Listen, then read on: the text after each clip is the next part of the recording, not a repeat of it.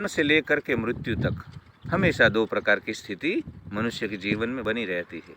एक आंतरिक स्थिति जिसमें आपका मन है, आपके विचार है, आपकी संवेदनाएं हैं, आपकी भावनाएं हैं, उसमें उतार चढ़ाव है। कभी वहाँ पे सुख की अनुभूति है, कभी वहाँ दुख की अनुभूति है, कभी वहाँ काम है, कभी क्रोध है, कभी लोभ है, कभी मोह है, मत्सर है। और एक बाहर की स्थिति जिसको हम परिस्थिति बोलते हैं, क्योंकि वो परिस्थिति है, बाहर की स्थिति है।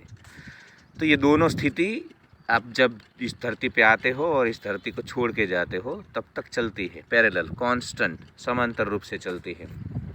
अब होता ये है कि जो परिस्थिति है वो कभी हमारे अनुसार नहीं चलेगी। बाहर किसी को क्या करना है, या दो देशों के बीच, दो राज्य के बीच, दो लोगों के बीच क्या होना है वो हम तय नहीं कर पाते।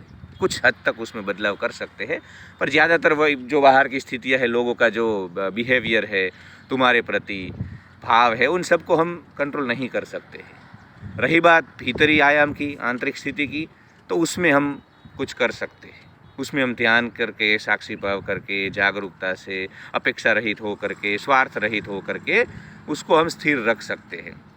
तो भारतवर्ष ने इन दोनों स्थिति का स्वीकार किया और दोनों ही स्थिति में परिस्थिति को छोड़ करके आंतरिक स्थिति के ऊपर फोकस किया। तो पूरा जो सनातन और भारत का अध्यात्म है वो आंतरिक स्थिति को मजबूत करना, अपने अधीन लेना और स्वाधीन अंतःकरण से आनंद पूर्वक जीवन को यहाँ पे भोगना है। यही है सार हमारे अध्यात्म का।